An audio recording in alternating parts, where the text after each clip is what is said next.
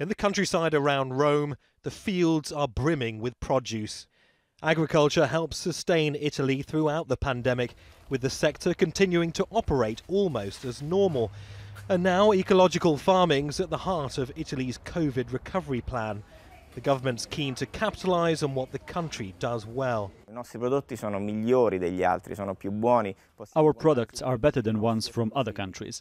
We can count on our exclusive top-quality goods, but we must improve our transport networks and do more to allow us to be competitive internationally. Life is tentatively returning to Italy's shuttered towns, with bars, restaurants and concert halls partially reopening on Monday.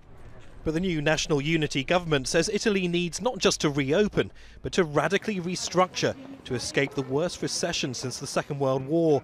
Prime Minister Mario Draghi, the former head of the European Central Bank, promised MPs an economic renaissance.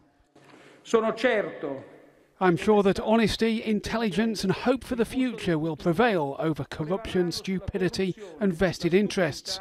This isn't reckless optimism, but a show of trust in all Italians.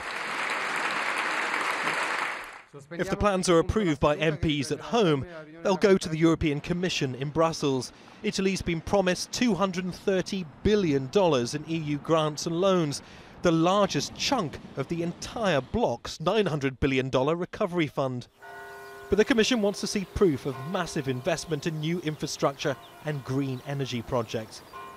Among them, plans to lay one of the world's first graphene-enhanced runways at Rome's Fiumicino airport, seen as a more resilient and eco-friendlier alternative to asphalt.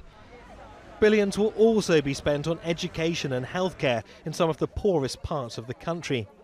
And the driving force of Italy's economy, tourism, will gain a much-needed boost after the pandemic turned popular holiday destinations into ghost towns. The challenge is to be able to implement a few specific reforms in the general framework of the Italian bureaucracy in order to be able to implement public investments and to support private investments. But not everyone welcomes the EU's involvement.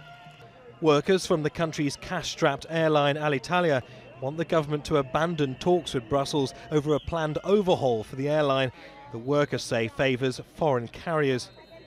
Before the pandemic, Italy was struggling with rising unemployment, rampant tax evasion and a sluggish legal system.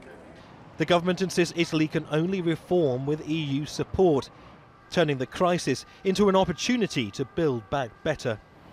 Niamh Barker, Al Jazeera.